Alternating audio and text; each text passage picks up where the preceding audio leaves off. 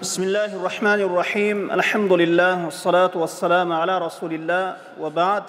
Urmattu cemaat, urmattu mu'min musulman bir tuğandar.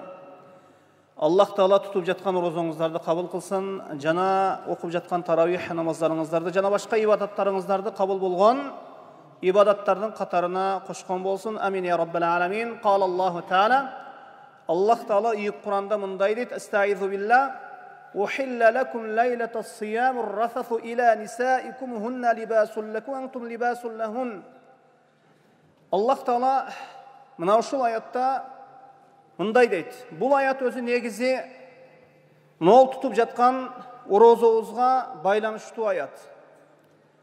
Исламдын башында жаңы ошол орозо парыз болгон убакытта жаңыдан аялдарга эгер киши ифтардан алдын уктап кала турган болсо, кийин ифтардан кийин тура турган болсо, жеп ичүү жана аялына кошулуу, жакындык кылуу тыюу салынган. Кийинки күндүн ошол ифтарына чейин болду эми. Исламдын башында ошол жаңы орозо парыз кылынган убакытта ким ифтардан алдын уктап кала турган болсо, турса адамдар ооз ачкан, жегени жеп бүткөн, эми ага жеп ичүү жана аялына жакындык кылуу кийинки күндүн ошол күн батканына чейин тыюу салынган. Бул нерсе ошол замандагы адамдарга дагы оор келди. Барра ибн Азиб радияллаху анхудан риваят кылынган хадисте Пайгамбарыбыз саллаллаху алейхи ва салламдын сахабаларынан бирөөсү Кайс ибн Сирма деген киши күн бою жанагы курма талаасында иштеп чарчап, анан орозо туткан эле. Анан ифтар жакындаган убакытта оозачарды күтүп, анан үйүнө келди. Үйүнө келип аялынан бир нерсе жегенге бир нерсе сурады. Аял айтты: мен бир нерсе таап келейин деп, ошол бир нерсе табайын деп чыгып кетти. Мындайча айтканда бир нерсе табууга аракет кылды. Аялы бир нерсе даярда бир нерсе таап келгенче Кайс ибн Сирма уктап калган эле. Аялы ошол бир нерсе алып келсе, күйөөсү уктап жаткан болот. Мына ошондо күйөөсүнө карап, "О шоруң кургур" деди. Анан жеп ичүү эми аялына жакындык кылуу тыюу салынат. Эми кийинки күнү Кайс ибн Сирма түшкү убакытта өзүнөн кетип калды. Өзүнөн кетип, өзүн жоготуп койду. Эч нерсе жеген эмес. Бир түн бою да эч нерсе жеген эмес. Обедке чейин, ошол түшкө чейин эч нерсе жебей, анан түшкү убакытта өзүн жоготуп койду. Анан Аллах Таала бул шариятты, мына орозо шариятын жеңилдетип, "Ухилла лакум лейлатас сиямур рафасу иля нисаикум" мына ушул аятты түшүрдү. Силерге эми орозонун түнүндө аялдарыңарга жакындык кылуу, кошулуу адал кылынды деди. Эми түнү күн батканга чейин, таңкы убакытка чейин киши орозо тутуучу оозун жапканга чейин аялы менен кошулса болот, жана жеп иче берсе боло берет эми. Бул эми мына ушул шарият кыяматка чейин бара турган болду. Хунна либасун лакум ва антум либасун лахун. Нол аятты караңыз.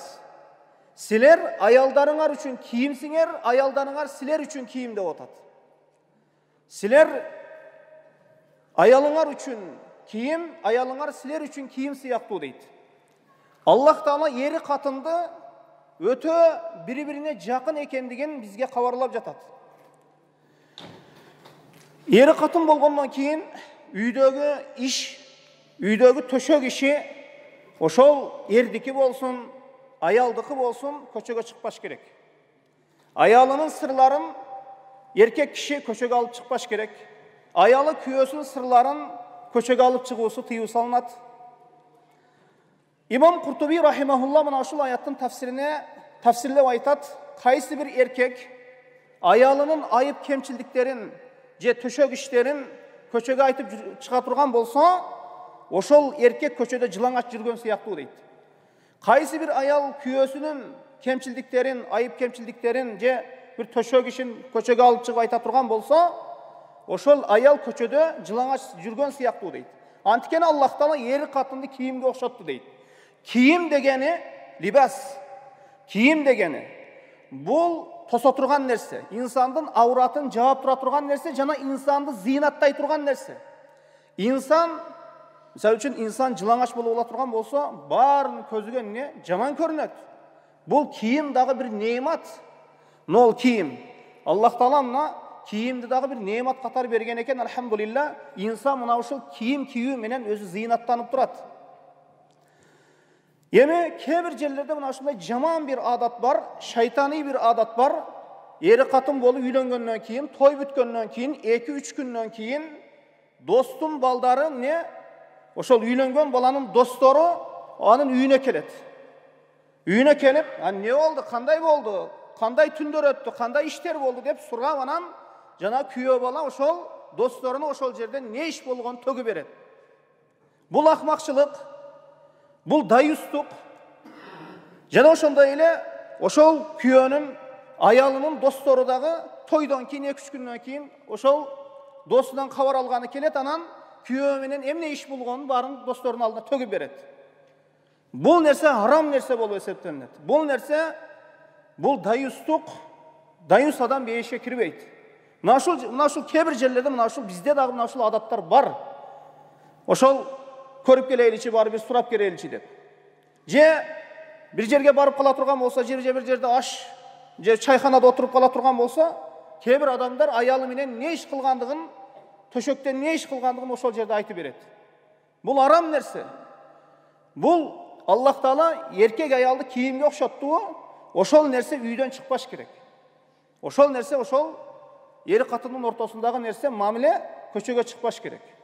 Мына ушунчалык Аллах Таала eri катынды бири-бирине ушунчалык жакын баяндады, экөөнүн бири-бирине мындайча айтканда сыр сактоосун мына ушундай түшүндүрүп берди. Аллаху алам, саллаллаху ала Мухаммадин ва алейхи ва сахбихи ва саллам.